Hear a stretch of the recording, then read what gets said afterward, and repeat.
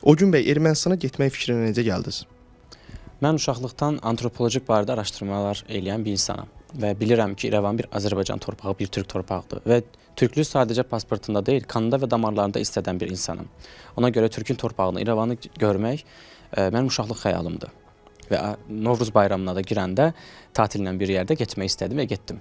Maraqlıdır, bəs Ermənistana necə keçdiniz? Türkiyədən birbaşa olaraq yoxsa başqa ölkədən? Yox, xeyr, mən Bakıda yaşayıram, 6-7 aydır Bakıda yaşayıram, burada riyaziyyat müəllimi kimi işləyirəm, indi hal-hazırda Türk sektorunda. Buradan Qazaxa, oradan Qırmızı Körpüdən Gürcüstana keçdim, Gürcüstandan avtobusla İrəvana. Bəs maraqlıdır, Ermənistana keçərkən orada sizin hər halda şəxsiyyət vəsiqənizi yoxladılar. Hər hansısa bir problem yaratdılarmı? Nələr soruşdular sizdən? Bana çox böyük problemlər oldu açığı. Mən normalda onlayn viza almışıydım, pulunu ödəmişdim, lakin onlayn vizam 3 gün içərisində onaylanması gərəkirkən 6-7 gün oldu, hələ də onaylanmadı. Axırda mən dözə bilmədim, Tiflisdəykən çıxdım, getdim sərhəddə və sərhəddə mənim Türk pasportumu görəndə onsuz da başladılar reaksiya verməyə, işte niyə gəlmirsən bura? Bir də ki, mənim Türk pasportumda Azərbaycan möhrü var idi. Ona görə problemlər yaşatmağa başladılar. Öz dillərində bəlkə də pis sözlər deyirdilər, bilmirəm, başa düşmürəm. Rus dilində də təmiz danışa bilmirlər onsuz. Mənə bir kağız imzalatdılar ki, məhz hansı ölkələrdə olmusan, onları yazmalısan falan deyə vizanı oradan təzədən pulunu ödətdirib, ikinci dəfə pulunu ödətdirib mənə viza verdilər. Orada hardasa mən 2 saata yaxın qaldım. 2 saata yaxın qaldığımda mənə verilən suallar Azərbaycanda olmusan, Azərbaycan möhrü var sənin pasportunda.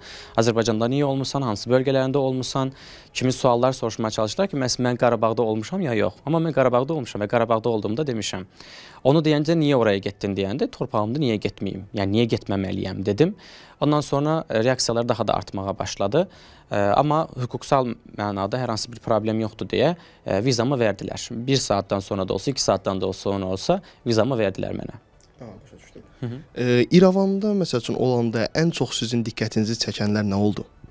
İrəvanda ən çox diqqətimi çəkən, mən xalqın arasında qarışıb onlara suallar soruşurdum ki, burada bir abidə varmı, ermənilərdən qalma, hər hansı bir tarixi bir yer göstərə bilərsinizmi kimi suallar soruşmuşam ki, bunların videosunu da zaten blog hesabımda paylaşmışdım. Soruşuram, bir antropoloji araşdırmacısı olaraq soruşuram, deyirəm ki, axı siz xristiyanlığı ilk qəbul edən dövlətsiniz, bundan 1600-1700 il əvvəl qəbul eləmişsiniz və deyirsiniz ki, İrəvan bizim neçə min illik torpağımızdır. Bəs İrəvanda tarixi bir erməni kilsəsi varmı? Yox deyirlər. Mən ən çox ona çaşırmışdım. Mən elə bilirdim ki, erməni saytlarından ya da kitablardan, antropoloji kitablardan, ansiklopediyalardan erməni kilsələri var deyildilər, tarixi erməni kilsələri, amma elə şey yoxdur. Azərbaycanlardan qalma, hansı ki, indi hal-hazırda tarixini silməyə çalışdıqları İran məscidi kimi dedikləri məscidlər, oradakı ən köhnə kilsələrdən bile əvvəl tikilən məscidlərdir. Yəni, ora Azərbaycan torpağıdır. Bəs İrəvan bayaq bildirirsiniz ki, sizi Ermənistan səhv etmirəmsə axtarışa verib. Bunu necə öyrəndiniz, bu barədə biraz danışın. Erməni saytları paylaşırdılar bu barədə. Bir neçə TikTok hesabından və canlı yayınlardan, ayrıca oradakı xəbər kanallarından. Normalda heç ortada axtarışa veriləcək bir səbəbiyyət yoxdur. Zaten mən ora gedib heç kimi söyməmişəm, hər hansı pis sözlərdən istifadə eləməmişəm. Sadəcə gedib tarixi bir mənada danışmışam. Yəni, tarixi mənada danışmağa belə reaksiya verən faşizmin vücud bulmuş halindən danışırıq burada.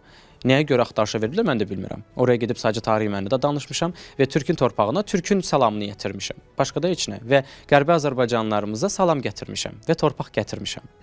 Torpaq gətirmişsiniz? Bəli, bir bağçadan götürmüşəm, bir parkın olduğu bir yerdən götürmüşəm. Paketi orada alış-veriş yaptığım bir marketdən götürmüşdüm. Bəs keçid eləyəndə nəsə problem olmadınız? Yox, hər hansı bir problem yaşamadıq. Siz orada Ermənistanda olarkən İrəvandan o videonu çəkdiniz, Azərbaycan dilində danışdınız. Heç qorxmadınız, çəkinmədiniz ki, sizə yaxınlaşarlar, sizin üçün problem yaradarlar? Yox, qorxmadım. Yəni bu qorxmaqdan da deyil. Yəni oradakı millət indi hal-hazırda o qədər aqressiv bir millətdir ki, 2020-ci ildən sonra, böyük zəfərimizdən sonra, müharibəmizdən sonra doğrudan da çöküşə keçmiş bir millətdir indi hal-hazırda. Onların özlərinin o qədər böyük problemləri var ki, indi hal-hazırda qorxacaq ortada hər hansı bir şey yoxdur. Polislər bu arada videonu görüblər. Bəzi videolarımı sildirməyə çalışdılar, lakin fiziki mənada hər hansı bir təmas mən istəmədim, belə bir şey icazə verməzdim. Orada polislər yaxınlaşdılar. Yaxınlaşırdılar, onsuz da yaxınlaşırdılar. Çünki aksiyalar gedirdi Ermənistanda indi hal-hazırda. Azərbaycana qarşı və Türkiyəyə qarşı böyük aksiyalar var. Mən oraya yaxınlaşıb video çəkəndə mənim pasportumu istədilər, göstərməmi və Türk pasportumu göstərdim. Sən burada olmamalısan, buraya girə bilmərsən, Cümhuriyyət meydanının oradan siz keçə bilmərsiniz kimi ırqçı və faşist söyləmlərin içərisində idilər. Məndə qorxu yoxdur. Nəyə görə qorxu yoxdur? Nəyə qorxmalıyam ki? O torpaqlar bizləri gözləyən torpaqlardır. O torpaqlar əvvəl-axır Azərbaycana daxil olacaq və Azərbaycan torpağıdır. Mən bugün Qərbi Azərbaycanlıların salamını ata torpaqlarına yetirmişəm. Bugün birimiz, sabah inşallah minimiz gedəcək. İnşallah.